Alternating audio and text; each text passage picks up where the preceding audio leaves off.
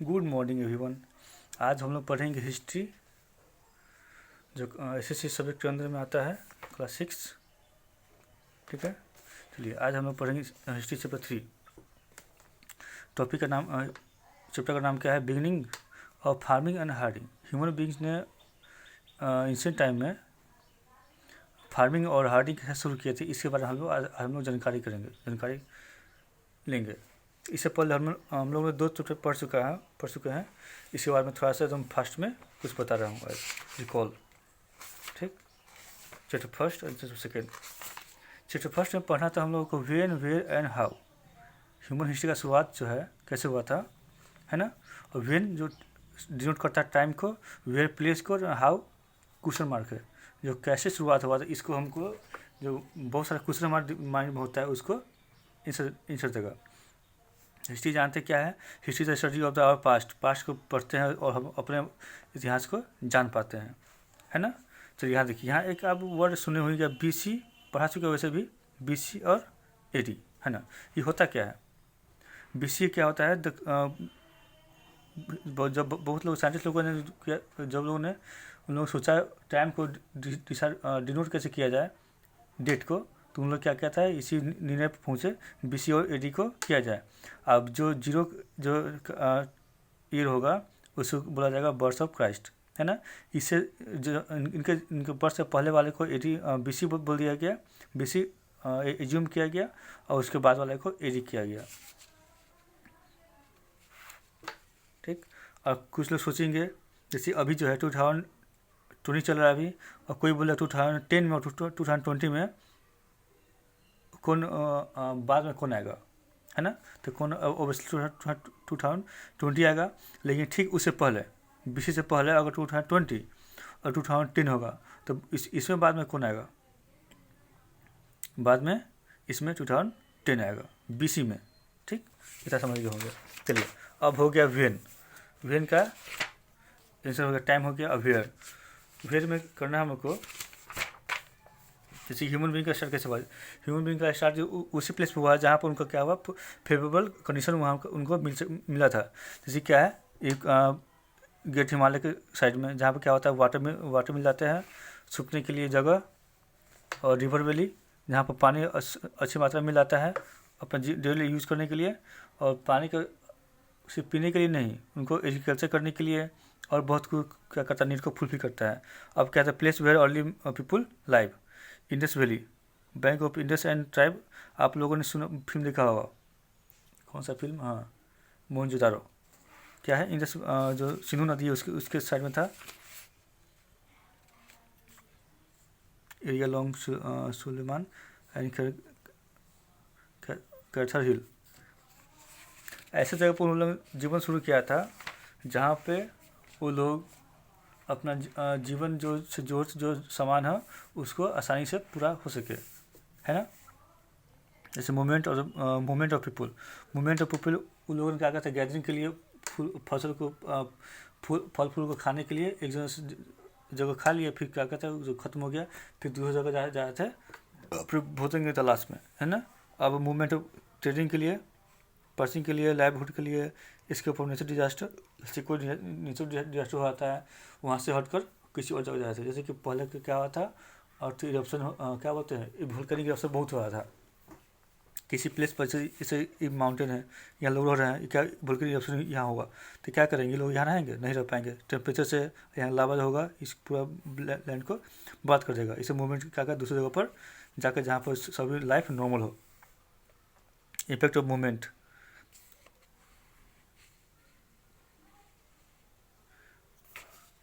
अब हिस्ट्री में है हाउ में क्या है, हमारा जो देश कंट्री है इंडिया, उसका नाम कैसे पड़ा था? इंडिया नाम पड़ा था, आपको पढ़ा चुके हैं, बस ऐसे बता रहा हूँ फिर से, इसका सब लोग पढ़ा चुके हैं। अब है source for the study of history को पढ़ने के लिए मेन सोर्स क्या है, जो ऑथेंटिक सोर्स, जिससे पढ़ कर मालूम चले हाँ यही हुआ था। जैसे आर्कियोलॉजिकल सोर्स, जो मिट्टी के अंदर दबे हुए जो कुछ क्षेत्र है उनको खोजने पर, जैसे हमारे बिहार में नालंदा है ना, और ये क्या है, मोहनजोदारो का है।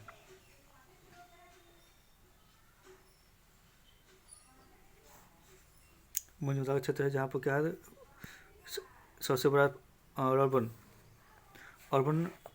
कल्चर था यहाँ पर छुपा हुआ। अब क्या है बिल्डिंग, रिमेन और बिल्डिंग और मूवमेंट्स की पढ़ने से क्या देख कर क्या होता है उस जिस समय बना था उस समय का क्या क्या लाइफ स्टाइल था, कितना साइंस और टेक्नोलॉजी डेवलप था, इसके बारे में जानकारी मिलता है।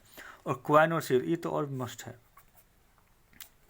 ये किसी भी सभ्यता का सबसे बहुत इंपॉर्टेंट रोल प्ले करता है उस सभ्यता। जैसे कभी क्या पेपर सिंपल पेपर अभी जब हम लोग का नोट मिलता है उसको कितना भिगा दीजिए क्या हो उसका अलग एक नॉर्मल पेपर में और जो रुपीज़ का पेपर होता है उसमें क्या अलग क्वालिटी होता है। वो शो करता है कि उस समय में कितना साइंस टेक्नोलॉजी डेवलप हो चुका है। देखिए समुद्रगुप्त ने क्या किया था, वीणा बजाते हुए अपना बनाया था, उस समय कितना डेवलप था उस समय का पता चल रहा है। अब है अदर ऑब्जेक्ट में बहुत सारी चीज़ें आ जाते हैं, जैसे पॉट हो गया, पेंटिंग है, ये मनोस्क्रिप्ट है। मनोस्क्रिप्ट उसे बोलते जो हम हाथ से लिखते हैं। मैनुम्स क्या होता है,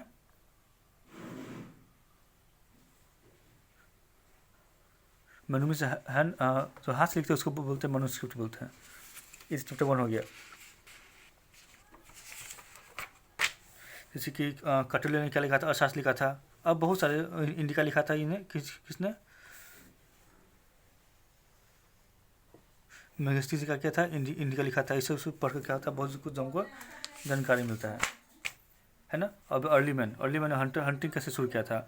हंटिंग क्या किया था, जब जिस प्लेस पर खाना का कमी थी क्या किया था, उसने पत्थर का स्टोन को विपन के रूप में यूज करके क्या करते किसी दूसरे जानवर को हंटिंग करने लगे थे। स्टोन एज को जो है हंटिंग करने के लिए उस समय किसी मेटल का इन्वेंशन नहीं हुआ था। नॉर्मल था, एक स्टोन था, स्टोन से ही वो लोग वेपन बनाकर दूसरे जानवरों को मारकर अपना भोजन कर रहे थे। अब स्टोन एज को भी क्या किया 3 पार्ट में बांट दिया गया है। फर्स्ट क्या है पैलियोलिथिक एज, जिसको ओल्ड स्टोन कहा जाता है, उसका पीरियड क्या इतना से इतना है। इसमें सभी को सब प्लास्टिक की वजह से भी discovery of 5 stone old stone में हुआ था। डिस्कवरी ऑफ व्हील भी स्टोन एज में हुआ। सबसे लंबा कोई स्टोन एज 3 स्टोन में सबसे लंबा स्टोन एज का टाइम है ओल्ड स्टोन एज का ही है ना। Invention of wheel old stone age में हुआ था। पेंटिंग में हुआ था, उस टाइम में पेंटिंग भी देखिए पेंटिंग से एक मान चलता है उन लोगों का दिमाग कितना डेवलप था, है ना, किसी चीज़ के बारे में कितना क्रिटिकली सोच पाते। फर्स्ट ओल्ड स्टोन था, उसके बाद फर्स्ट है पैलियोलिथिक पीरियड जिसको हम ओल्ड स्टोन बोलते हैं। सेकेंड है मेसोलिथिक पीरियड ऑफ हिस्ट्री जिसको मिडिल स्टोन एज बोलते इसके 2000 से लेकर 8000 BC तक है। तो इसमें क्या हुआ था, जो टूल थे वो और शार्प हो गए थे, है ना। उसमें क्या गया था, ग्रोइंग फसल उगाने की क्या स्किल को डेवलप कर लिए थे। चेंजिंग लाइफ स्टाइल चेंज हो गया था, टूल्स इम्प्लीमेंट टूल्स और भी शार्प हो गए थे, है ना। अब सब लास्ट में 3 स्टोन में लास्ट कौन सा पीरियड है स्टोन का, न्यूलिथिक पीरियड और न्यू स्टोन एज। इसमें लगभग सब कुछ बहुत कुछ चेंज हो गया था। अराउंड 8000 BC से लेकर पूरा स्टोन एज तक ये लास्ट स्टोन एज था। बहुत सारे आर्कियोलॉजिकल साइट मिले हैं जहाँ से क्या प्रूफ मिले हैं, जैसे कि हंसगी है, वेजिटेबल वैली है, वहाँ में क्या क्या था, ये सब स्टोन मिले हैं। तो जहाँ स्टोन को नेमिंग किया गया है। केविंग पेंटिंग फ्रांस में क्या है केव मिला है जहाँ पेंटिंग मिला है। अब आते चैप्टर 3 में जो हम लोग को पढ़ना है ना। इससे पहले हिस्ट्री के बारे में, हिस्ट्री का सोर्स क्या था वो पढ़ लिए हैं। उसके बाद फार्मिंग, हंटिंग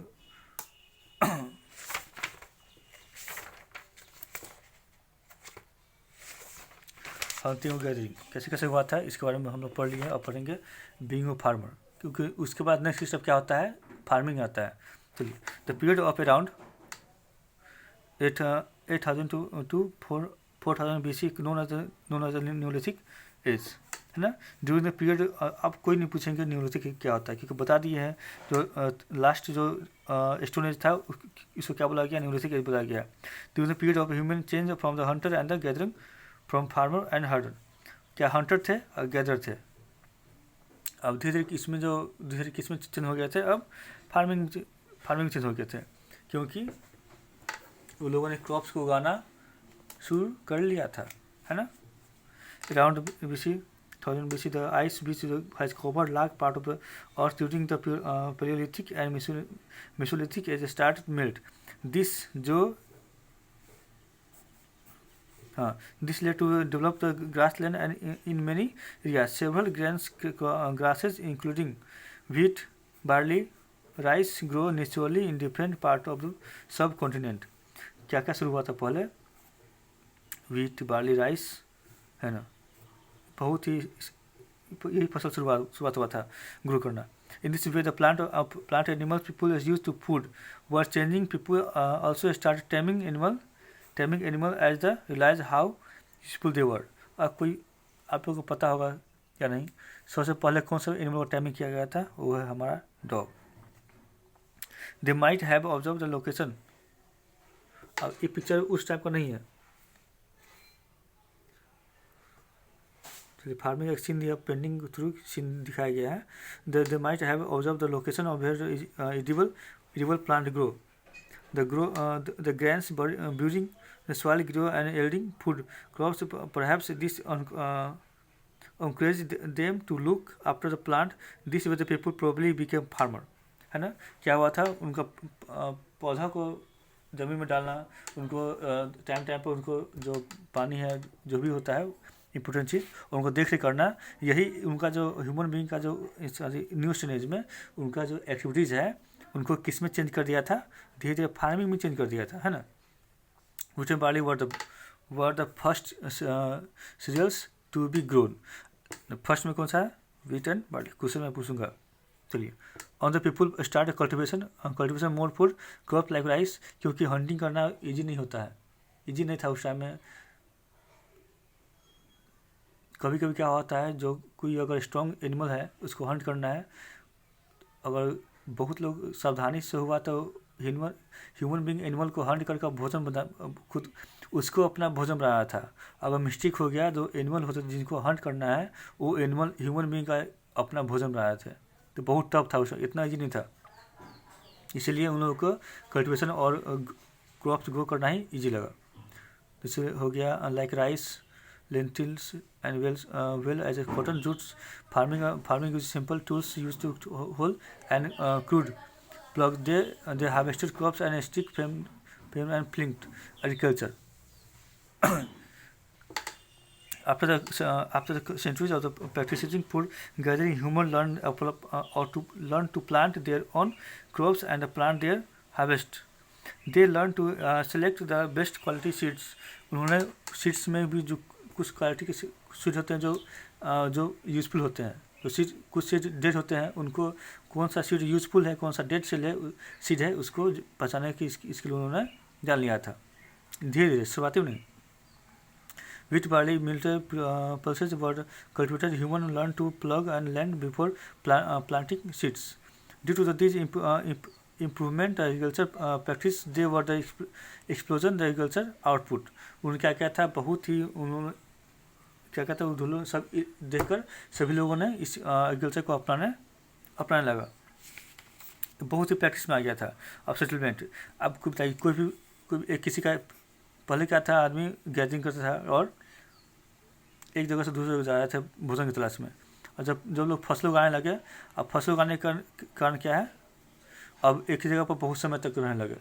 जब एक ही समय बहुत समय रहने लगे, क्या होगा, रहने के लिए वहाँ पर क्या करेंगे, एक छोटा सा आवास बनाएंगे, हर्ष बनाएंगे, है ना.